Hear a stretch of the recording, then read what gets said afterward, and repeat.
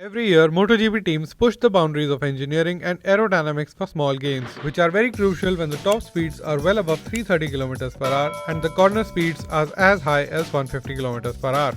Due to the pandemic, there has been an engine freeze to keep the cost of the sport low. As a result, all the teams are pushing the limits in other areas. Last week, on the first and second day of testing, we saw a few new parts as the teams were just focused on getting their riders up to speed. But starting yesterday, a lot of new aero designs and a lot of new tidbits have started to appear on the bikes. Let's get into what else is new on MotoGP bikes this year. My name is Sankalp and this is your Racing News Fix. Before we start, let me remind you to make sure to stick around till the end of the video because the innovations on the bike get better and better throughout the video, with the best ones coming in the end. One thing common among all manufacturers is that they are testing their own versions of whole shot devices initially introduced by Ducati in 2019. While this was limited to just the rear of the bike until last year, this year Ducati, Aprilia, Honda, KTM and Suzuki have brought in front whole shot devices as well. Now let's do a rundown of all the new innovations brought in by manufacturers. Let's get the most obvious ones out of the way first. Aprilia. Being a concession team with a lot of ground to cover to be at par with other manufacturers, Aprilia went all in this year and basically came up with a whole new bike. List of things which are new on the bike include engine, chassis, exhaust, carbon swing arm, salad box and two new aero concept designs. Even though it's still early days to say anything, Aprilia package this year seems very competitive and Aleix Espargaro is pushing it to the limits. Moving on from the team enjoying their concessions to the team who are losing their concession this year. KTM. Visually, not much had changed on the bike in the first 2 days of the test, except for the seat assembly on Dani Pedrosa's bike and the shark teeth edges on the front cowl. But on day 3, KTM riders were seen testing a new narrow front cowl and a new aero package. Dani Pedrosa was also seen testing a new chassis and a completely redesigned tail and the new exhaust built right in. There is already chatter about their 2021 engine, which is currently being tested for its longevity and reliability before they have to seal the final specification. Next in line, Yamaha.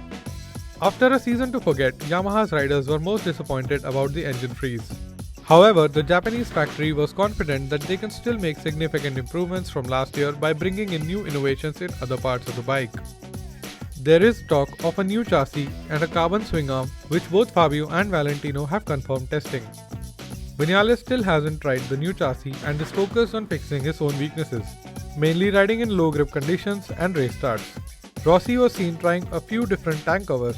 On day 3, Yamaha brought in a new front fairing and a new front fender.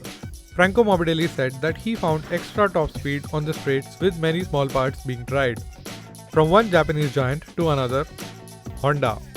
Honda riders have been seen riding with 3 different versions of the chassis, one from last year, one with carbon bonded onto the frame and the third one is a completely fresh design.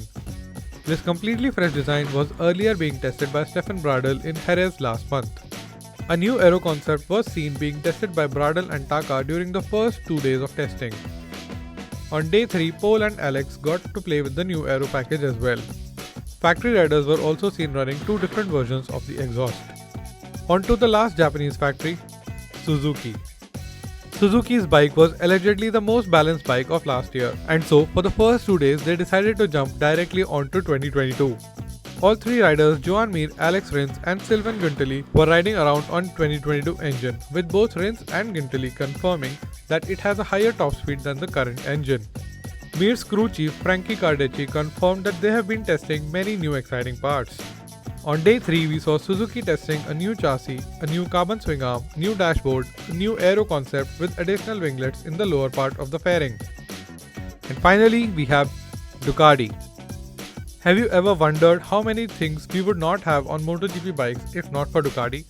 Always leading with the innovations, the most visible creation of this year is the front aero package. This is nothing like anything we have ever seen before and is definitely much more than just a winglet. We don't know for sure, but the purpose of this has to be either improving cornering by creating more grip or to clean up the airflow on the straights for an even higher top speed. But what we know is that on day 3 of the test, Jack Miller destroyed the all-time lap record at Losail International Circuit, and he did it with the new aero package on the bike. As per Ducati, this is the work of their aerospace engineers, which is not very common in MotoGP. Conventionally, MotoGP teams have aerodynamic engineers, and this slight change of approach could do wonders for Ducati this year. That is before the other manufacturers catch up. Other things being tested on Ducati include a new silent box in the rear and a new rear wheel. What do you think? Should MotoGP have periodic engine freeze years just to push the limits in other areas of the bike?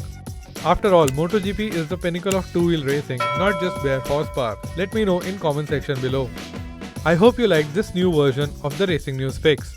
If you did, please give me a thumbs up, it really helps me out a lot. My name is Sankalp and I'll be back with another Racing News Fix video very soon.